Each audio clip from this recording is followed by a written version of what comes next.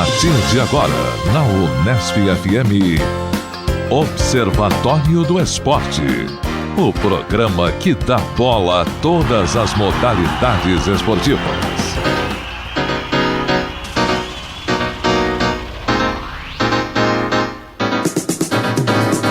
Grande abraço para você sintonizado em 105,7 nas ondas da Unesp FM. Hoje é sábado, dia 19 de setembro, o ano é 2015. Eu sou Guilherme Dias e começa aqui mais uma edição do Observatório do Esporte. No Observatório, informação e análise dos acontecimentos esportivos da semana. Hoje na matéria vamos tratar sobre o iSports. Você conhece? Já ouviu falar? Na reportagem de hoje vamos mostrar esse sistema que promete ser uma ajuda para a profissão de olheiro na captação de talentos por meio da tecnologia. Conversamos com o professor da USP de São Carlos e coordenador do Centro de Ciências Matemáticas Aplicadas, Francisco Lousada, e com o doutorando em Estatística, Alexandre Maiorano, um dos idealizadores deste projeto. Portanto, daqui a pouquinho vamos falar mais a respeito deste tema, porque aqui no Observatório a informação vai além das quatro linhas. Bom, hoje não temos o time completo, né? O palmeirense Carlo Napolitano é o desfalque, comemorando, né? A vitória diante do Fluminense ainda no meio da semana, né? Que dizem aqui que o Fluminense entregou o jogo. Eu não entendi muito bem essa história. O Zeca Marques tem evidência? Se for isso, prova? O Fluminense está entregando faz tempo, né? Vasco, então? Eu diria que 3 dos gols do Palmeiras é nítida a apatia dos jogadores de defesa, para não dizer do pênalti que acabou sendo desperdiçado pelo Fred. Não vou acusar ninguém, obviamente, mas eu acho muito estranho o comportamento de alguns jogadores em pelo menos 3 gols do Palmeiras. Se era para derrubar o treinador, deu resultado, porque o treinador do Fluminense caiu logo depois que o jogo foi encerrado. Vejamos como é que os jogadores vão se comportar a partir desta rodada do final de semana. Falhas do Fred, do Marcos Júnior, uma furada bizarra do Mas isso é algo Antônio que Carlos. A gente poderia até sugerir como uma pauta para a nossa produção. O fato de haver um complô de jogadores para derrubar treinadores, não só no futebol, isso é mais comum do que a gente imagina. Sim. É mais comum do que a gente imagina. O problema é conseguir obter depoimentos que atestem, provar, né? E que provem isso, mas é coisa extremamente comum no futebol. E a imprensa às vezes faz um pouco vistas grossas a isso, né? Então, mas enfim. Isso acontece em time grande, time pequeno, no Brasil, no mundo, né? Isso daí ninguém tá livre realmente. O Luiz Felipe Scolari disse que foi boicotado quando chegou ao Chelsea, porque ele começou a bater de frente com alguns medalhões do time, um deles o Drogba, o Terry, que era um zagueirão do Chelsea, e vejam que a vida dele não durou muito tempo em Londres, né? Foi tentar implantar a filosofia dele, mas não foi bem aceito. A mesma coisa o Vanderlei Luxemburgo quando foi pro Real Madrid. Ele também tinha problemas de talvez não ser muito solícito aos medalhões do Real Madrid, na época dos Galácticos. Era o time pós-galáctico, né? E também não durou uma temporada. Nosso diretor estava soprando aqui o nome de Roger Flores. Vocês Que lembram tem? dessa Roger, história? Teve na passagem do Roger pelo Corinthians contra o Figueirense, uma Copa do Brasil em que o Corinthians é eliminado nas oitavas de final e ele perdeu o pênalti de propósito. Ele veio falar depois, né? Sim. Que queria derrubar o Passarella. Daniel Passarella, técnico argentino. Mas, realmente, depois que o cara se aposenta, aí ele pode vir a público falar que aconteceu. Mas em atividade é quase que impossível alguém admitir. É por isso que o Roger Flores, por isso e por outros depoimentos em que ele se mostra muito franco, que ele passou a ser extremamente odiado pelo mundo do futebol brasileiro. Jogadores, treinadores não gostam porque acham que ele faz revelações que deveriam ser mais bem guardadas e resguardadas do América. Tá certo. Bom, vamos então aos destaques de Zeca Marques e Tuca Américo. Só começando... um pequeno destaque. Não, Zé. O Carlos Napolitano pediu que lhe mandássemos um abraço, já que ele está ausente hoje. Mandamos então um abraço. Então, Mantendo a tradição. Já que foi citada a ausência do Carlos Napolitano, um grande abraço, meu amigo Carlos. Aproveitando os abraços, né? Semana passada eu estava em casa, e a gente sempre fala aqui que o nosso programa é gravado, né? E um amigo meu, o Bruno Lamas, me tocou aqui no WhatsApp. Tuca, manda um abraço pra mim que eu tô ouvindo você ao vivo. Eu devolvi o WhatsApp do programa gravado e fiquei de mandar um abraço nesse próximo programa. Então, Bruno, o apelido dele é Jaca. Um grande abraço aqui, pessoal do Observatório, pra você. Abraçando o Jaca. Abraçando o Jaca, portanto, o Tuca. Já que você mandou um abraço pro Jaca, Tuca, comece então com os seus destaques, os seus tópicos dessa semana. Vamos lá, eu tinha separado aí um tema para fazer um comentário e de certa forma esse comentário é um teaser da matéria de hoje. Qual que é a matéria mesmo de hoje, Guilherme? Respeito ao aplicativo, né, o iSports. Isso, então o meu comentário é o seguinte, é uma situação até inusitada, né? A Microsoft, não ganhamos nada para fazer jabá na Microsoft, né? Sim. Mas eu acho que ela está precisando, então nós vamos dar uma força para a Microsoft, né? A Microsoft tem um contrato aí de $1 bilhão que ela vai patrocinar durante 5 anos, né, o campeonato norte-americano de futebol americano, norte-americano, futebol americano ficou estranho, né? É para reforçar. É para reforçar, né? O campeonato de futebol americano, e que ela forneceu também para todas as equipes os tablets Surface, que chama Surface, para que os treinadores, os assistentes possam ter acesso aí em tempo real às informações que estão acontecendo no jogo. O problema é que em toda a transmissão ao vivo, os comentaristas estão chamando o Surface de iPad. Nossa. Então a propaganda meio que foi um tiro no pé, né? Não deu certo. Não deu certo, então precisa tomar cuidado. Até depois eles começaram a colocar uma plaquinha com o logo da Microsoft no tablet, uma capinha de proteção, mas estava todo mundo chamando o Surface de iPad. Isso aqui me lembra um episódio do lendário Vicente Mateus, presidente do Corinthians. Já estou me lembrando dessa história. Você já se lembra? Que para comemorar um dos títulos do Corinthians nos anos 70, teria havido a frase dele, né? Eu queria agradecer às Bramas pelas Antárticas que nos mandaram. Na época eram 2 empresas concorrentes, né? Mas veja como ele era visionário. Verdade. Porque a Ambev veio unificar a Brahma e a Antártica na mesma empresa. A ideia surgiu aí, né? Tá então certo. Se tem um patrono para a Ambev... É o Vicente Mateus. É o Vicente Mateus. Tá, ok. Então, aí, só para deixar claro como é perigoso esse mundo do marketing esportivo, né, Zeca? Que por coincidência é o nosso tema agora. Eu e o Zeca aqui, meu diretor Fleury, a gente fez aqui um oba-oba, né? Um bem bolado, que a gente recebeu a edição da revista de jornalismo da ESPN, que é uma edição brasileira da Columbia Journalism Review, uma revista importante de jornalismo. E sempre vem com algumas matérias muito interessantes. Que é parceira do curso de jornalismo da ESPN em São Paulo. Isso. SPM. É SPM, não é ESPN, é SPM, né? Então, o que acontece? Tem 2 matérias aqui, eu acho que eu e o Zeca vamos fazer aqui um debate sobre essas matérias, né, com a participação do Guilherme. A primeira matéria, que eu acho bem interessante, depois o Zeca vai fazer uma crítica à segunda matéria, que é de autoria do Juca Kfouri. Essa primeira matéria que é do David Clayton, que é o autor do livro Esportes à Venda, né? Um livro interessante. Ele questiona o seguinte, né? Que há muito a gente sabe que tem corrupção nos esportes, existem indícios. Então ele pega lá a questão de escândalos no ciclismo, que a gente sabe que sempre teve a questão do doping, que nunca foi revelado. Alguns atletas, né, do levantamento de peso do leste europeu, né, que sempre foram questionados, e outros exemplos pouco conhecidos da gente, como no sul da Ásia, que existe uma corrupção endêmica no cricket. Nunca passou pela minha cabeça que existe corrupção no cricket, né? Mas no boxe, as histórias de lutas compradas sempre foram reveladas. Até por causa das bolsas de apostas que giram em torno do boxe, né? Especialmente do boxe, né? E o universo britânico, que aposta em tudo, desde o filho da princesa até corrida de carrinho de rolimã, né? Então, o que causa estranhamento para ele, e ele fala que a questão essa relação promíscua que existe entre o marketing esportivo, as transmissões esportivas e o jornalismo esportivo, que precisa se pensar numa reformulação na formação desses jornalistas e pessoas que estão envolvidas nessas atividades, né? E o que ele coloca, discute, é que poucos jornalistas, apesar de ter essa fumaça no ar da corrupção, dos escândalos, poucos jornalistas se atrevem a fazer uma investigação mais profunda.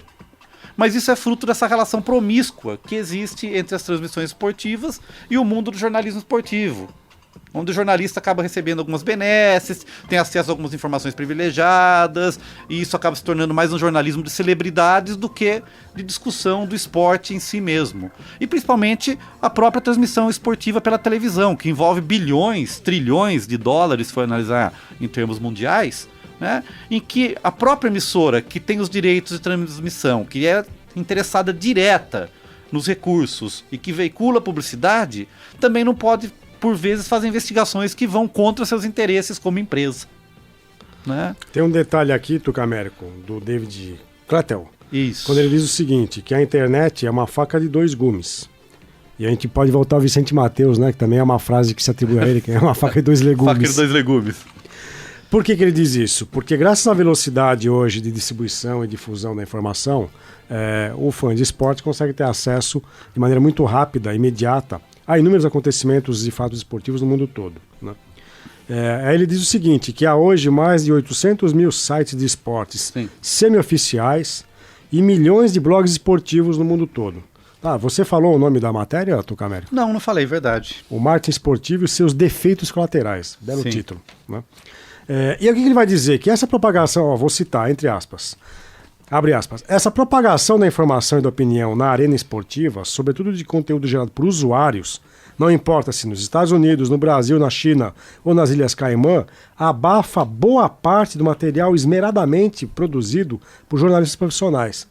É uma das poucas vozes que eu vi até hoje, né? Já ouvi outras, mas essa é uma voz um pouco minoritária, de tentar contextualizar um pouco a ideia de que a internet seria o grande meio em que todas as opiniões teriam lugar e vez e difusão, em que não estariam controladas por empresas de comunicação que dominam os meios tradicionais.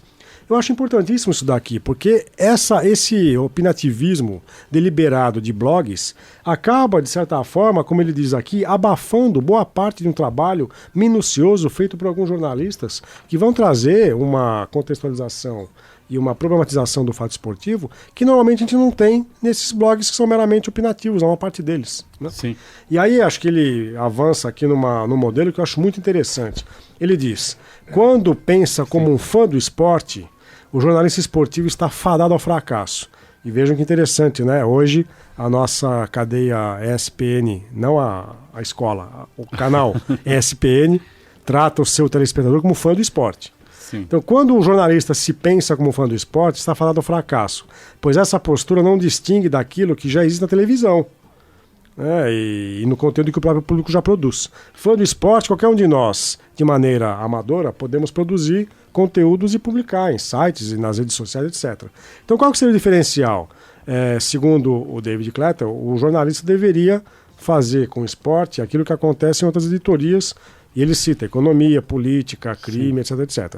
Eu diria que, na verdade, esse problema não é só no esporte. Eu diria que é um problema de todos os conteúdos noticiados pelos meios de comunicação. Então, eu não vejo o jornalismo político, econômico, numa situação um pouco melhor do que acontece no jornalismo esportivo. Que não esteja com o rabo preso com alguma coisa. Há problemas da mesma ordem, de outra ordem, que contaminam a produção jornalística, informativa, comunicativa, em todos os setores. Porque ele aponta em um momento no texto que ele fala que os meios de comunicação e os eventos esportivos, na verdade, são sócios. Exatamente. Né? Então, um sócio não vai querer atrapalhar o negócio do outro, porque é o mesmo negócio, na verdade. E aí, Tucamérico, ele termina a sua matéria com a seguinte frase: o esporte profissional é, afinal, uma profissão. E, como tal, devia ser coberto por jornalistas. Ele não escreve profissionais. Sim. Não é mais um jogo.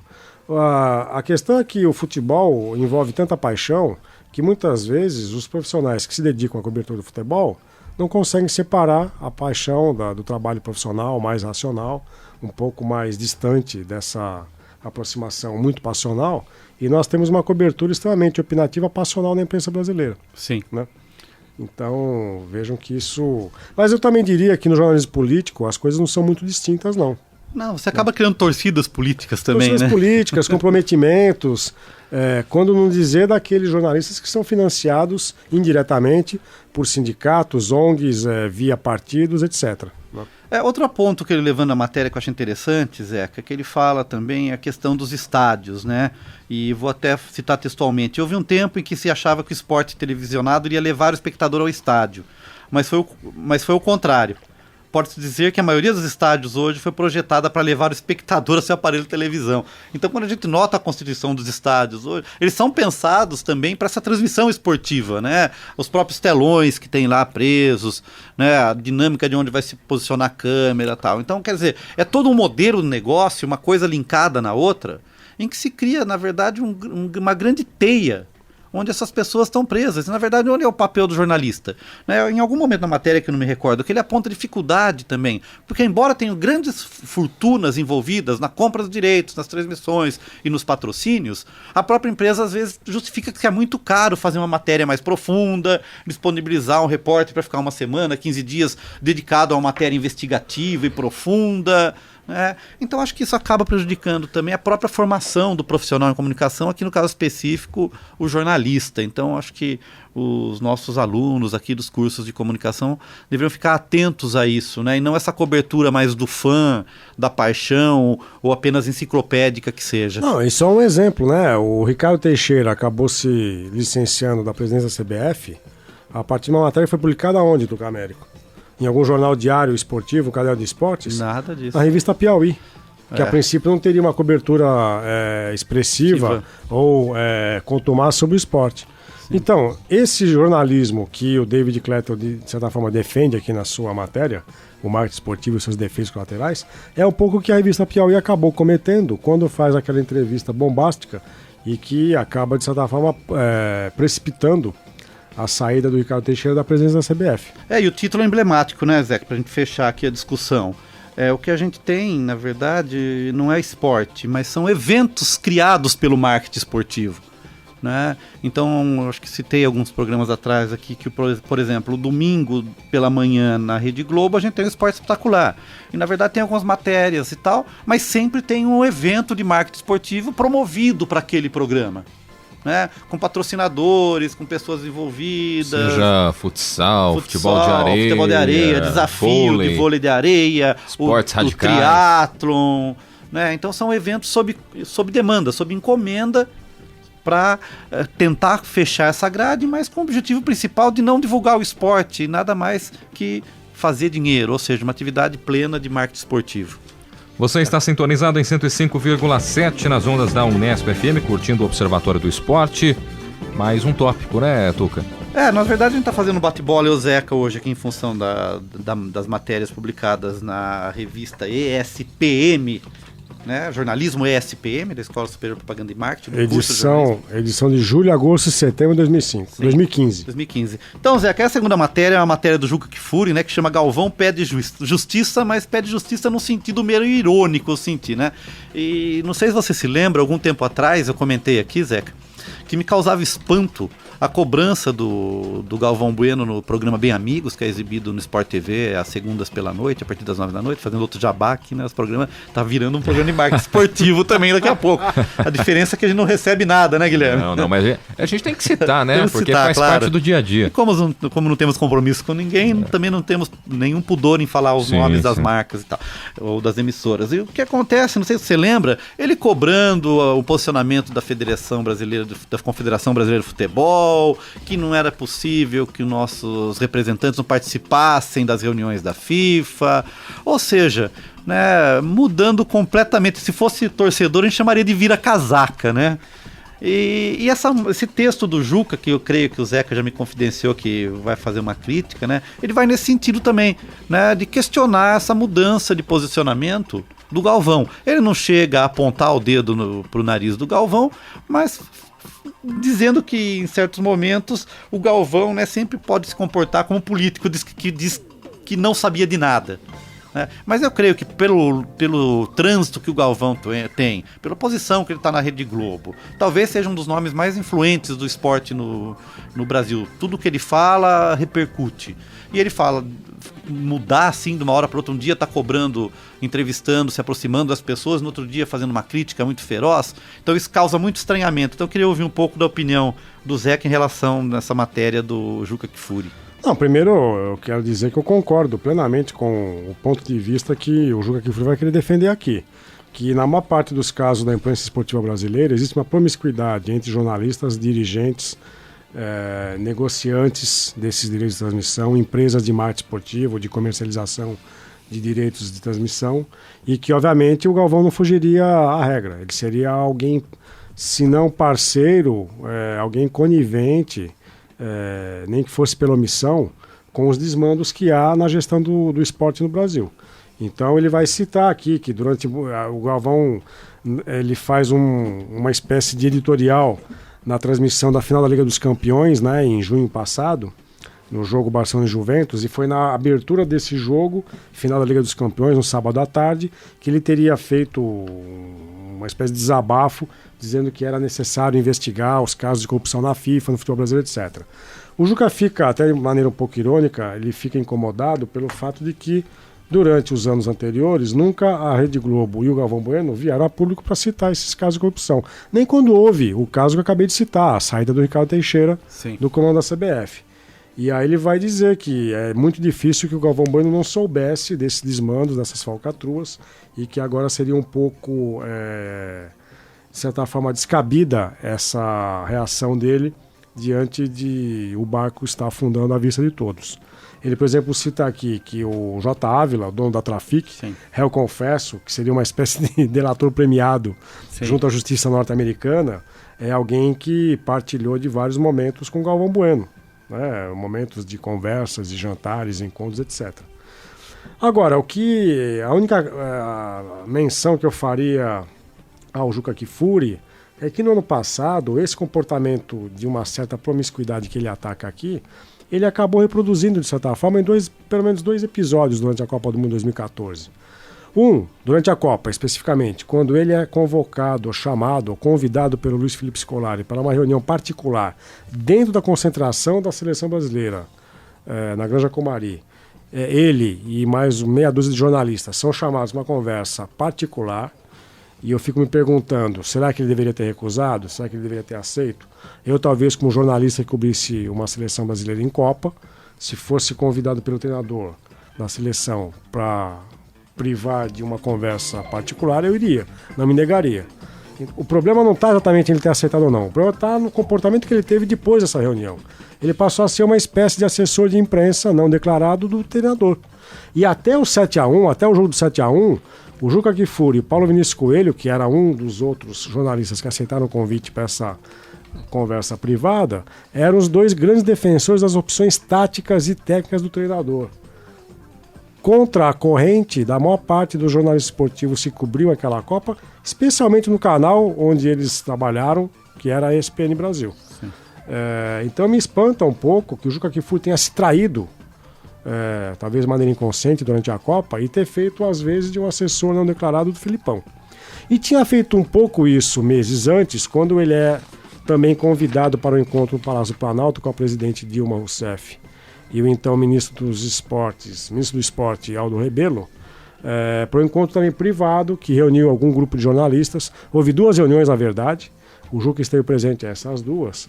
E depois da reunião ele também faz um discurso assim com grande bonomia com relação à boa vontade da presidente e as suas preocupações com relação à Copa. Ele foi agiu com menos bonomia no caso do Aldo Rebelo, a quem ele tece algumas críticas, mas eu também acho que um trabalho de relações públicas do Planalto não teria tido um melhor resultado do que foi depois divulgado pelos jornalistas que estiveram presentes a esses dois encontros, a esses dois jantares no Palácio do Planalto. Que a presidente está muito bem-humorada, que ela disse que torcia para o Atlético Mineiro em Minas e para o Internacional de Porto Alegre no Rio Grande do Sul, que era uma pessoa muito bem disposta. Quer dizer, eu acho que poucas ações de marketing de relacionamento teriam tanto sucesso como essa do Palácio do Planalto. Eu cheguei a escrever um artigo em que eu discutia essas questões, porque, para mim, se o governo quer uma reunião com jornalistas para discutir cobertura da Copa do Mundo, ele deveria fazer o quê? Um acesso às entidades que representam o campo no Brasil. Conversar, portanto, com a FENAGE, Sindicato de Jornalistas, com a Associação Brasileira de Emissões de Televisão, ABERT, ABI, Associação Brasileira de Imprensa, deveria chegar a esses organismos que, de certa forma, representam a classe dos comunicadores sociais no Brasil e, a partir deles, haver a indicação dos representantes que iriam a esse encontro oficial. Uma comissão. Né? Nós tivemos um fórum de comunicação, ainda no governo Lula, e não havia ninguém que esteve presente a esse fórum, que discutiu, inclusive, conglomerados de comunicação no Brasil. Não havia ninguém desse fórum representado nesse encontro no Palácio do Planalto. Então me incomoda muito que tenha havido um grande converscote com jornalistas. Não sei quem financiou esse converscote, passagens aéreas, deslocamento, foi para o Palácio do Planalto? Não sei. Foram as empresas de comunicação? Também não sei. Mas me incomoda muito que esses convites tenham sido feitos de maneira individualizada e não por meio de entidades. Agora, qual que é o problema das entidades? Isso demonstra um pouco o quanto que elas estão numa falência de representatividade, porque nem a FENAGE, nem a ABERT, nem a ABI conseguem hoje ser entidades que possam representar o campo da comunicação social e do jornalismo no Brasil. Sim. É um fato também que eu comentei em alguns programas aqui atrás, Zeca, não sei se você se lembra ou se você estava presente no momento, é que eu interpretei também essa fala do Galvão, naquele momento específico, uma forma de escolamento da Globo em relação à CBF, né? Em todas as matérias estavam sendo reveinculadas. Em alguns momentos que mostrava lá o organograma da corrupção, sempre ficava claro, não tem nenhuma empresa de mídia envolvida nesse escândalo. Como se fosse possível, né, as empresas de mídia não estarem envolvidas, porque o dinheiro sai basicamente dessas empresas. São elas que financiam em última instância, são elas que compram os direitos. Os agentes são intermediários. Dentro do conceito de responsabilidade social e socioambiental, as empresas hoje são responsáveis, inclusive, pela contratação de serviços terceirizados que prestam, em algum momento da cadeia produtiva, prestam algum tipo de serviço àquilo que a empresa produz. Então, por exemplo, uma empresa que fabrica chocolates, ela provavelmente não planta o cacau. Sim. Ela vai comprar o cacau de cooperativas, de produtores, etc. Ela tem que estar responsabilizada hoje pela maneira como esse cacau é tratado, os trabalhadores, se tem direitos trabalhistas, se há trabalho escravo. Então, se um produtor qualquer fornece cacau para a empresa e esse produtor age com exploração de mão de obra infantil, por exemplo, a empresa que compra o cacau desse produtor é responsável, ela é corresponsável. Claro. Então, ela tem que olhar para a cadeia produtiva inteira de modo a fazer um trabalho que não esteja contaminado por nenhum tipo de problema, de ilegalidade, etc. As empresas de comunicação, do mesmo jeito, se elas estão pagando direitos de transmissão para outros intermediários que sujam o meio de campo, para usar essa metáfora, sim, que são pessoas que atuam na ilegalidade, as empresas de comunicação são cúmplices, claro, são coniventes com um esquema corrupto. E me causa estranhamento o próprio Juca não apontar isso, né? Esse descolamento das empresas de comunicação com o escândalo da CBF. Até porque ele trabalha para uma empresa também. Ele trabalha para várias, né? Para várias, na verdade. Para a SPN Brasil, para a Folha de São Paulo, trabalhou até um tempo atrás para a CBN, que pertence ao Grupo Globo. Então fica aí essa dúvida, né? São tantos interesses, são tantas pernas, né, envolvidas na situação.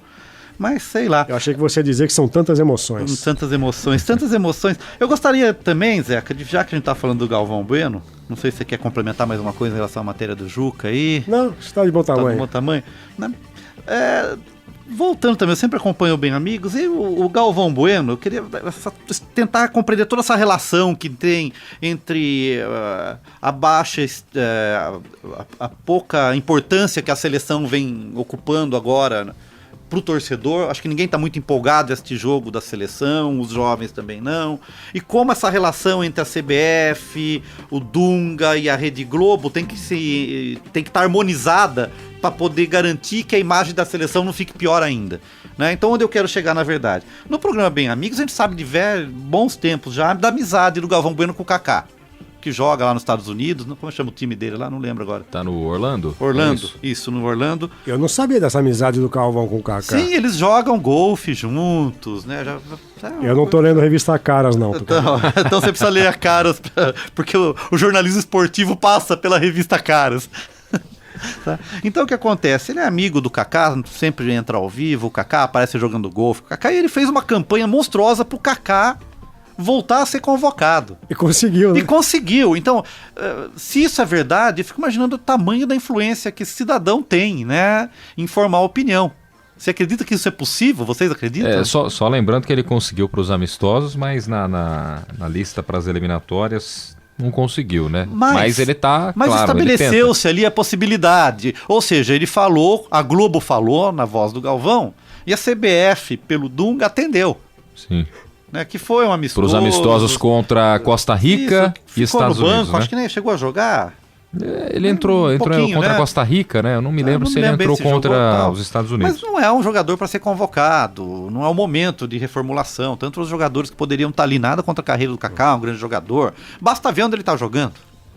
E o Galvão defende muito Kaká, Robinho. Então, resumo da ópera, né? O cidadão tem poder.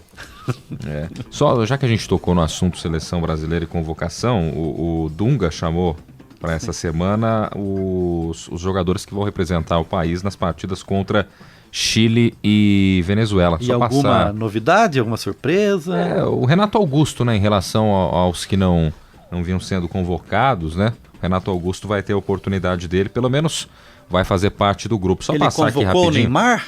Não chamou o Neymar. Não chamou o Neymar. Então já deve ter uma indicação que o recurso a suspensão da pena Neymar não deve se efetivar. Não vai ter jeito. Então, os convocados rapidinho aqui: goleiros Jefferson do Botafogo, Marcelo Groi do Grêmio e Alisson do Inter, zagueiros Davi Luiz e Marquinhos, ambos do Paris Saint-Germain, Miranda da Inter de Milão e Gil do Corinthians, laterais Fabinho do Mônaco, Rafinha do Bayern, Felipe Luiz do Atlético de Madrid e o Marcelo do Real Madrid.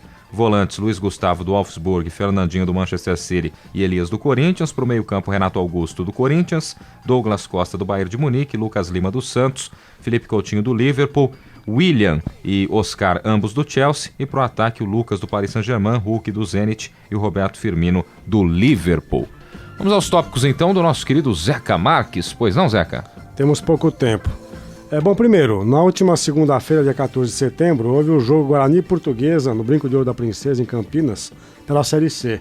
Eu acho que o nosso amigo Pavini estava presente ao jogo. Vive em Campinas. Eu só queria relatar o seguinte: o Guarani desligou a energia elétrica dos vestiários da Portuguesa desde a chegada do elenco à tarde até o fim do jogo. Então a Portuguesa ficou sem energia elétrica, o jogo foi à noite. E membros das torcidas organizadas do Guarani invadiram o camarote onde estavam dirigentes da Portuguesa, os quais foram agredidos. Isso, inclusive, consta na súmula da partida. Então, não estou dizendo aqui fatos inventados pela diretoria da Portuguesa. Eu fico pensando, né, por que a gente teve um 7-1 na última Copa. Isso aqui é um exemplo. Um Guarani, time campeão brasileiro nos anos 70, em 78, tem que recorrer a recursos que acho que nem no futebol de várzea, hoje amador, eles são utilizados. Quer dizer, desligar a energia elétrica e invadir camarote de equipe visitante para agredir fisicamente. Então fica aqui um repúdio ao que aconteceu na Série C. E por último, eu estava em Vitória no último sábado, fui participar de um evento em Vitória, capital do Espírito Santo.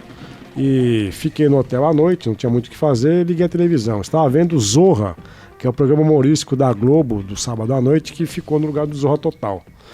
E o primeiro esquete do Zorra foi um funeral no ambiente do Exército. Não sei se vocês viram o programa. Não cheguei não.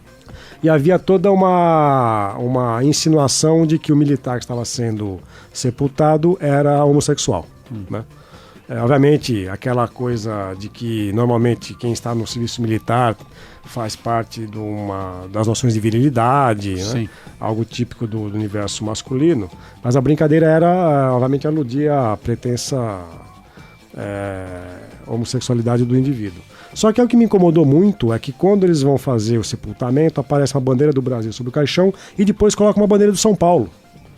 Eu acho que a gente já não está, acho que já passou do tempo de ficar fazendo esse tipo de insinuação completamente descabida do São Paulo como um time de gays e o estigma que foi criado até pelo Vampeta, o time Bambi, etc. Eu acho que não faz sentido, mesmo no programa humorístico, que se quer renovador, né, que se quer de nova cara, fora daquele humor mais tradicional e preconceituoso, não faz mais sentido ficar brincando com a bandeira do São Paulo para dizer que o fulano é gay ou deixa de ser gay. Até porque, primeiro, não há problema nenhum em a pessoa ser homossexual ou não ser. E outra, há homossexuais e heterossexuais em todos os clubes e todas as torcidas do Brasil e do mundo. Então, acho que fica aqui um outro repúdio. Acho que não faz mais sentido um programa humorístico ficar brincando com isso. Pra mim não tem graça. Só pra gente fechar, Zeca, toda essa polêmica em relação à solicitação da Confederação Brasileira junto à FIFA para uso de recursos eletrônicos na arbitragem, queria ouvir sua opinião rapidamente. Essa é uma matéria que a gente vai pedir pros nossos produtores para fazer. Então faça uma prévia. Eu não sou muito a favor, não. Até porque, vejam, sempre que há uma dúvida que se faz consultar os recursos eletrônicos, se você tiver 3 comentaristas ou 3 árbitros para comentar o lance, nunca há unanimidade de opiniões. Sim. Ah, foi pênalti, não foi. Ah, mas ele tocou aqui, mas não tocou ali. A bola entrou, não entrou. Nunca há unanimidade. Aí nós vamos ter que fazer como luta de boxe para ter 3 juízes para ter o desempate. Não, a gente vai ter que ter a polêmica em cima do olhar eletrônico. E do atraso em relação à partida também. Tem muita gente colocando a situação de 2 árbitros, que já foi utilizada, Eu inclusive, no Campeonato defendo que Paulista. haja 2 árbitros, desde que eles tenham um sistema de deslocamento no campo que imite o que acontece no basquete. Você tem que ter 360 graus de visão do lance. Se você coloca 2 árbitros, eles vão repetir o movimento que existe hoje, ele não vai ter uma visão de 360 graus, porque ele vai estar sempre atrás da bola ou na frente da bola. Então, ele não vai saber o que o atleta faz com o braço, por detrás, etc. Então deveria haver esse sistema que combinasse uma visão Deve quase ser que global. complicado, porque em algum momento um dos árbitros vai atrapalhar a visão do bandeirinha, né? Mas eu acho que o campo ele tem uma dimensão suficiente para que haja um deslocamento de 2 árbitros em campo, junto com os assistentes, em que a gente possa ter uma cobertura maior da visão dos lances de jogo. Bom, com certeza vamos voltar nesse tema aí nos próximos programas. Agora vamos conhecer o que é o iSports e como ele pode ajudar os olheiros. Na matéria da semana, a locução é de Heitor Facini. Observatório do Esporte. Confira a reportagem da semana. Um tema em debate.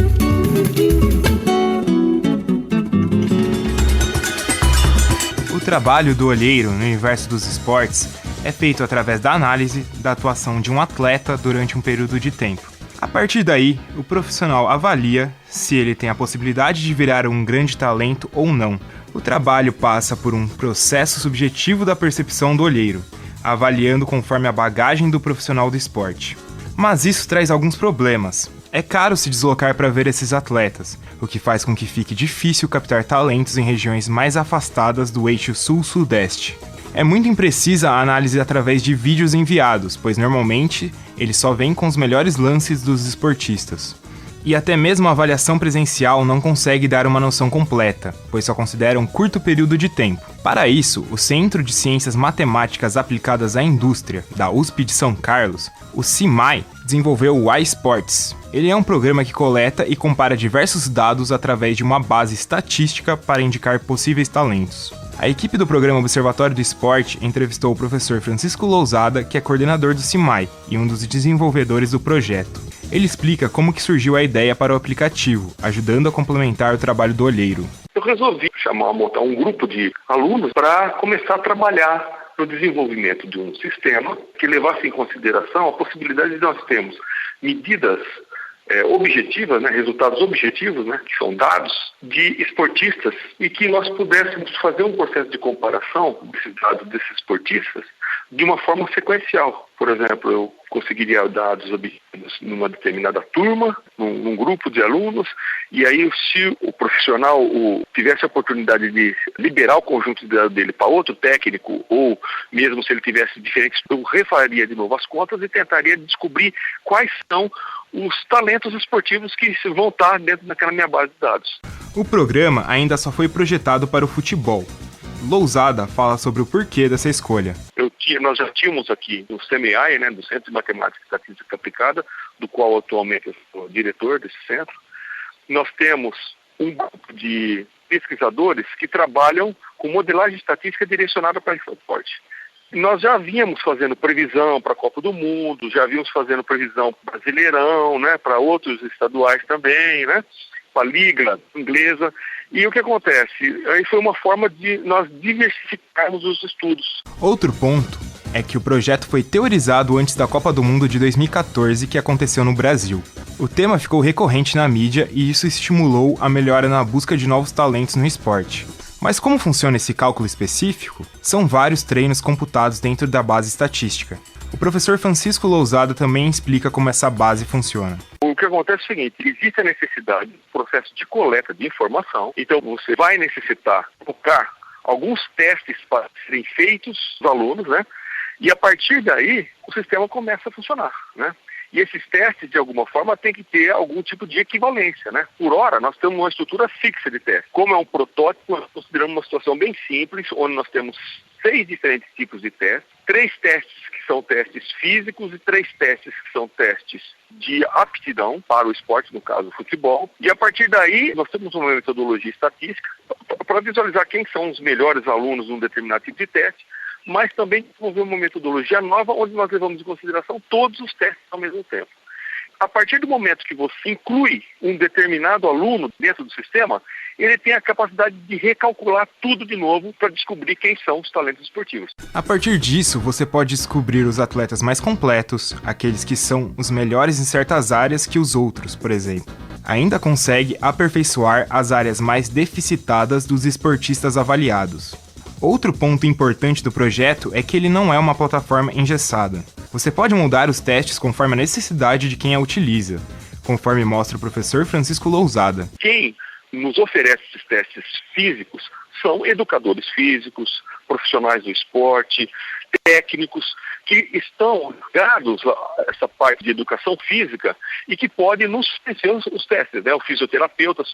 Nós estamos simplesmente tentando reduzir o tempo entre a aplicação de determinado tipo de teste e a obtenção dos resultados ligados à detecção de quem são os talentos esportivos. Então, nesse contexto, o que acontece é que os testes podem ser alterados.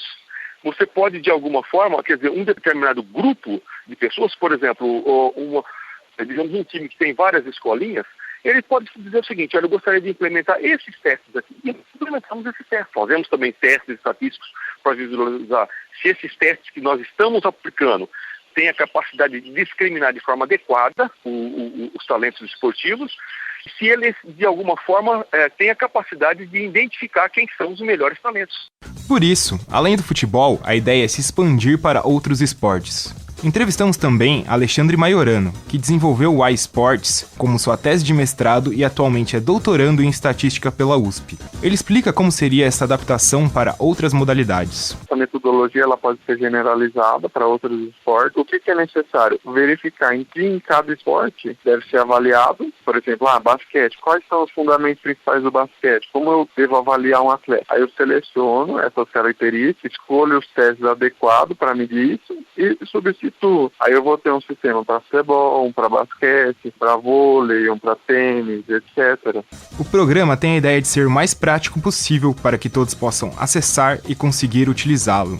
O professor Francisco Lousada o apelida de Facebook do esporte. Em nuvem, você não precisa instalar absolutamente nada dentro de computador algum. Ele pode ser visto em iPad, laptop, iPhones, em qualquer um desses instrumentos ele pode ser utilizado. Você tem ação feitas em tempo real, um cadastro pode ser incluído no sistema de forma imediata, e o que acontece, o mais interessante é o seguinte: ele é uma estrutura como se fosse o Facebook do esporte. Você tem a oportunidade de fazer um processo de comparação entre seus alunos, mas se você liberar a tua base de dados para um outro colega, para um outro educador físico, ou mesmo se você tiver 2 turmas e você liberar as bases de dados, o sistema recalcula tudo novamente e tem um processo comparativo entre as duas. Ou seja, todo mundo que eventualmente estiver liberando a sua base de dados, o sistema processa esse cálculo novamente e tenta visualizar quem são os indivíduos que têm as melhores colocações. E a praticidade ainda se dá na forma de ser utilizado. Não há necessidade de papelada, por exemplo. É o que fala Alexandre Maiorano, um dos criadores do projeto e doutorando em estatística pela USP. Geralmente, quando você vai coletar muitos dados, assim, gera muito papelada, fica preenchendo ficha. Pelo site, você pode chegar com um tablet no próprio treinamento, coletar os dados e já ir preenchendo e já ir salvando, vai atualizando a base de dados instantaneamente. Alexandre ainda fala sobre como o sistema é importante no quesito de diminuir as barreiras geográficas para achar esse talento. Principalmente no nível mundial. Então, por exemplo, um aluno daqui de São Carlos, ele pode ser comparado com um atleta lá da escolinha do Barcelona e ver como que ele está. E outra coisa, ele não limita uma comunidade carente, bem distante, que não tem muito meio de locomoção. É só ir lá, aplica os testes, cadastra no sistema e aí online mesmo você vai avaliar e comparar. O mais importante de tudo é que o iSports não quer acabar com o trabalho do olheiro. A ideia, segundo Alexandre Maiorano, é ser mais uma ferramenta. A seleção de talento ela é muito subjetiva, né? O olheiro vai, assiste um jogo, assiste o treinamento e fala, esse menino é bom, esse menino não é. Então, a gente quis criar uma ferramenta que auxiliasse no processo de seleção de talentos. Não que substituísse o olheiro, mas sim complementar essa função de selecionar. A previsão é que o projeto fique disponível para ser usado antes das Olimpíadas do ano que vem, que acontecem no Rio de Janeiro. Muito bem, vamos aos agradecimentos. Agradecendo ao professor da USP de São Carlos e coordenador do Centro de Ciências Matemáticas Aplicadas, o SEMAI, Francisco Lousada, e também agradecendo o doutorando em estatística, Alexandre Maiorano, um dos idealizadores deste projeto. Continua conosco para debater essa matéria, né? O Heitor Facini, que fez a locução. O Heitor, começo justamente contigo, né? É claro que é um projeto que está engatinhando ainda, mas pode ser, tem tudo para ser bastante útil, né? Principalmente saindo do eixo sul-sudeste. Então, achei muito interessante porque não se vê muitas iniciativas desse jeito. Eu acho que esse projeto é até pioneiro nisso, pelo que eu vejo no mundo inteiro. Porque o trabalho de captação de talentos é feito nos dias de hoje só com o trabalho presencial do olheiro, no máximo por vídeos. E isso gera talvez uma imprecisão, um pouco pensando em como captar. Talvez isso, utilizando com a percepção do olheiro, utilizando esses testes para saber como que foi o desempenho dos atletas durante as peneiras, isso pode talvez dar uma contribuição. E eu acho que tem uma ideia até mais, porque pelo que eles falaram nas entrevistas, é mais voltado para a categoria de base. Se você acompanhar jogos para captar talentos sul-americanos, por exemplo, se você procurar jogos de jogadores já formados, você pode, inclusive, achar reforços para o seu time. Pelo menos isso que eu consegui compreender do projeto também. Isso que eu achei interessante. Porque... E outra coisa que é colocada é que também não vai acabar aí com essa função de olheiro, né? É simplesmente uma ferramenta que vai, com certeza, colaborar bastante num segundo momento, mas vão continuar sendo utilizados esses olheiros que grandes clubes possuem, mas que, como foi frisado aí durante a matéria, não existe essa percepção maior em outras regiões do país, né? Sim, e ainda que não tem como acabar com o trabalho do olheiro, o futebol não é um esporte tão direto assim, que você pode medir com números exatos, porque você pode conseguir um jogador que em alguma outra partida, alguns treinos, ele não consegue produzir tanto quando ele produz no campo, porque envolve muita coisa psicológica, envolve muito da personalidade do jogador. Futebol não é tão direto assim que só os números vão definir se o jogador é bom ou ruim. Sim. E os professores, o que acham desse projeto? Zeca, Tuca? Bem, posso falar? Não, eu ia fazer uma pergunta a você. Então faça, Zeca. Se quando você jogava vôlei, Tuca Américo, se houvesse esse projeto em vigor, você teria sido descoberto para o mundo do vôlei internacional com o seu desempenho em quadra? Olha, talvez fosse a única chance, porque no universo que se escolhe pelo tamanho, a estatística seria minha salvação, né? Você já estaria barrado na sua estatura. Na estatística da estatura. Na estatística, é estatura, né? Mas eu acho que é o seguinte, eu acho que... Primeiro é pensar a profissão, essa questão, a condição de olheiro, né? Que normalmente é um ex-jogador e que tem lá um certo feeling, mas uma formação que para usar tecnologia eu creio que vai ser um pouco complicado. E eu acho que é difícil também, a não ser que esse olheiro carregue seu tablet e faça acompanhamento durante um certo tempo de um jogador na base, ele consiga ter esses dados. O que não inviabiliza a possibilidade do uso do software, que eu acho que é interessante, né? Mas por outro lado, como o Heitor bem falou, eu acho que tem esportes, né, aos quais se aplica mais facilmente o uso da estatística, né? E o que determina isso? O grau de previsibilidade. Então você pega um jogo como o basquete, o vôlei, mesmo com jogadores muito talentosos, o grau de previsibilidade da jogada é muito maior do que um jogo de futebol, que tem 11 jogadores, o árbitro, o vento, né, o talento profissional, a falha do... Você citou uma questão que eu acho que poucas vezes é considerada no jogo de futebol. O jogo de futebol é uma das poucas modalidades de massa que é jogada com qualquer tipo de clima, de temperatura, pode ser jogado com a chuva, com neve. Os jogos de indoor, né, o basquete, o vôlei, o handball não sofrem desse problema. Mas você tem arenas climatizadas. Há uma par deles climatizados, né? Agora, quais os esportes são disputados sob algumas possibilidades de ação na natureza? A Fórmula 1, o automobilismo de forma geral. O vôlei de praia. O vôlei de praia, o futebol americano, o golfe, se bem que se há uma chuva forte, o a partida do golfe é suspensa. Então pouca gente considera que há outras questões que envolvem o desempenho do jogador e que estão para além dos números. Sim. Como é que é o terreno, dimensão do campo? O futebol é uma das poucas modalidades esportivas em que a dimensão do campo ela não é a mesma, dependendo de um estádio para outro. Inclusive havia um movimento há pouco tempo, eu acompanhei na mídia, para que se uniformizasse, né, o tamanho, porque a variação é muito grande. Você que é árbitro, essa variação pode ser de quanto a quanto, Zé? Que eu não lembro de cabeça. Comprimento de 90 a 120. Então são 30 metros, é muita Se bem que coisa. a FIFA, para competições internacionais, determina os 110 de comprimento. Mas a regra diz que é de 90 a 120. Então a gente pode ter um campo com 90, curto, um de 120 maior, mais comprido. 30 metros é mais que uma quadra de futebol do salão. E, como você disse, eu acho que essa tentativa do software é muito válida. Eu acho que permite, por exemplo, a gente ter acesso e fazer levantamento de dados de jogadores que a princípio não têm uma vitrine tão grande por jogarem em cidades pequenas ou regiões mais afastadas dos grandes centros. Agora, para mim, nada vai substituir a figura presente do olheiro, que vai poder enxergar no rosto do jogador, vai poder sentir a expressão facial, vai poder sentir o cheiro da grama, da bola, do jogador, do vestiário. Isso é insubstituível. Não é? O que eu acredito, Zé, é que esse tipo de software tem uma função muito importante no partir do momento que você pega o atleta e leva ele para formação. Sim. Na categoria de base. Aí você vai ter um acompanhamento. Mas aí tem outro problema, porque na categoria de base você está com o desenvolvimento do atleta, tanto na questão da faixa etária, a cada 2 anos ele pula de categoria, tem um desenvolvimento motor que muda conforme o aumento da idade. Então eu fico me perguntando, será que na base é o ideal? Porque um jogador que é muito bom aos 14 pode ser um jogador muito ruim aos 17. Então, é que, pelo que eu entendi, a ideia do software é você acompanhar e dividir estritamente essas questões. Por exemplo, ele está avaliando a parte física, a parte do talento, a parte da técnica.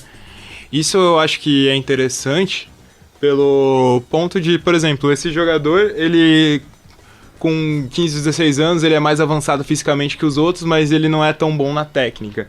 Você pode, a partir daí, aprimorar os fundamentos. Os fundamentos, cabeceio, chute com o pé esquerdo, pé direito. Usar uma analogia que um professor de cinesiologia, quando eu fiz faculdade de educação física, ele sempre usava, né? O que é cinesiologia? Cinesiologia é você estudar os movimentos e tal. E o que ele falava era o seguinte, que algumas tecnologias, como o eletrocardiograma, elas não falam que você tem. Elas apontam algumas possibilidades.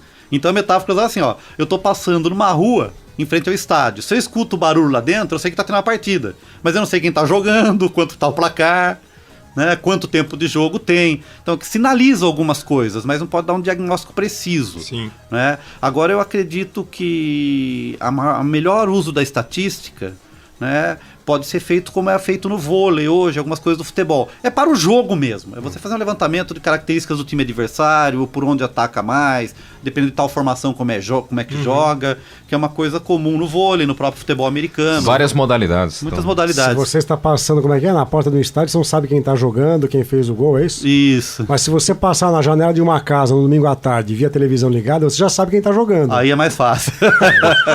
E outra coisa que é legal também é, por exemplo, se você tem que explicar a piada, o nosso ouvinte pode não sacar a piada. Então explica a piada, vamos lá. O Corinthians está jogando no domingo à tarde, né? Porque Quase sempre, pelo menos. Quase Esse sempre. final de semana não, né? Verdade. Vai jogar contra o Santos de manhã, pois não, Heitor? E pra mudar, outra coisa que eu acho interessante é que, por exemplo, você pega um jogador que se identifica como atacante, mas ele acaba não tendo tantas finalizações, ele não consegue ir tão bem.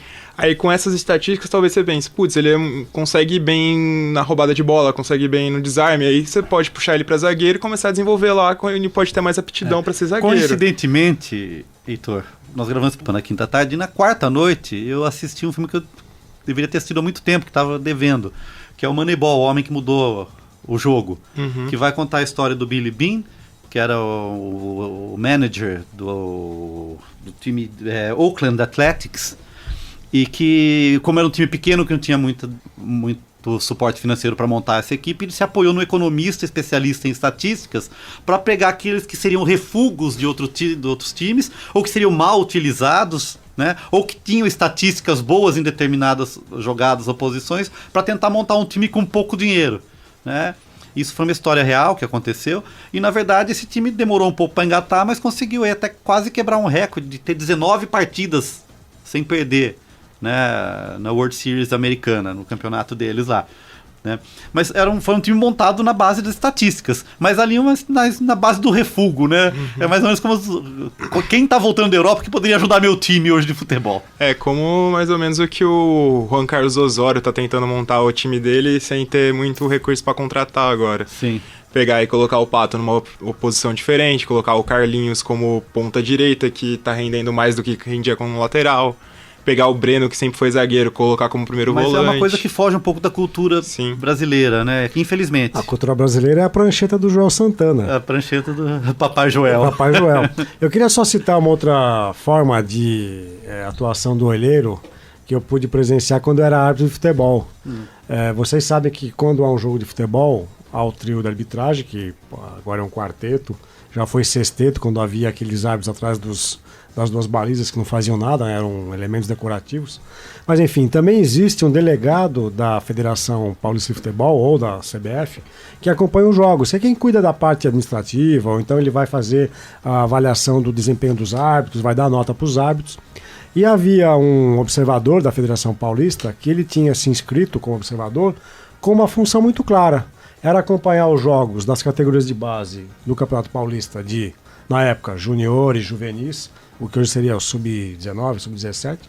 Ele ia acompanhar esses jogos no interior, quer dizer, ele recebia uma diária para fazer o trabalho de observador, mas no fundo ele queria observar não o árbitro, ele queria observar futuros promissores jogadores. Fez um combo. Que poderiam ser indicados, né, para empresários ou para clubes que mantinham uma estrutura dessas de compra e venda.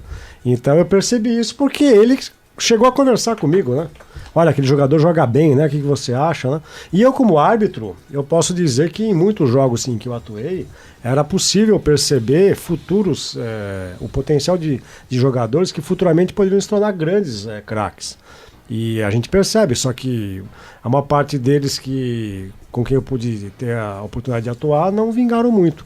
O que eu me lembro que eu sempre achei um belíssimo jogador, educado, muito cordato, craque de bola, era o Renato, que jogava à época no Guarani. Depois ele se transferiu para o Santos, foi para a Espanha, para o Sevilha e hoje está de volta ao Santos. O Renato, o meia Renato. Dizem até que joga de terno, né? Classudo. Eu cheguei a atuar em umas 3 ou 4 partidas com o Renato, como capitão do Guarani. Educado, Zeca? Extremamente educado, uma pessoa muito simpática, muito respeitosa com a arbitragem, e eu achava que ele tinha um toque de bola para aquela época, né, na categoria dele de juniores, né, ele tinha 18, 19 anos, isso é metade dos anos 90, eu achava que era um jogador que teria muito sucesso. Teve um sucesso relativo, foi para a Europa, fez sucesso no Sevilha, mas eu acho que na seleção brasileira ele poderia ter um pouco mais de protagonismo. E esse é outro problema, misturando um pouco os assuntos aqui, mas jogadores que despontam em grandes clubes do Brasil e quando se transferem para a Europa, optam por clubes pequenos, de boa expressão. O Sevilha é um exemplo.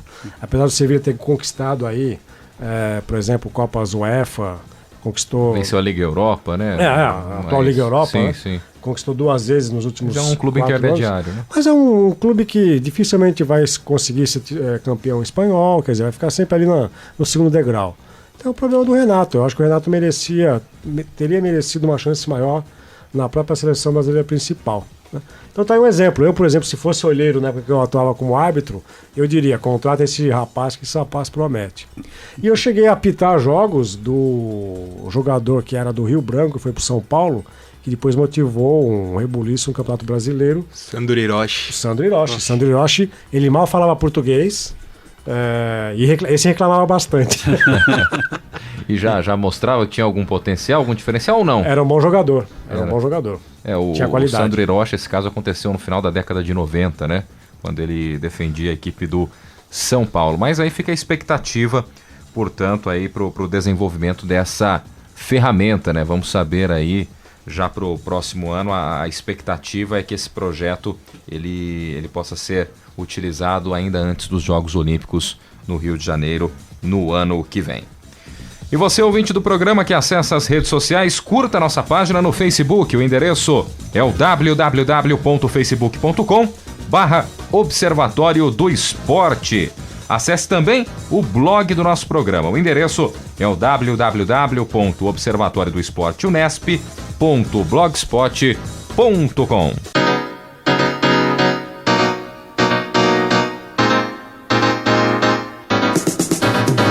E o Observatório do Esporte deste sábado vai ficando por aqui. Teve locução de Guilherme Dias e Heitor Facini, com comentários de Tuca Américo e Zeca Marques. Equipe de reportagem com Leonardo Del Sante, Jéssica Dourado, Isaac Toledo, Heitor Facini e Tiago Pavini. Direção de Fábio Fleury. Trabalhos técnicos Paulo Pepa. O Observatório do Esporte é um projeto de extensão universitária financiado pela ProEx, a Pró-Reitoria de Extensão da Unesp. Para você, um grande abraço, ótimo final de semana, obrigado pelo carinho da audiência e até a próxima. Observatório do Esporte, informação além das 4 linhas.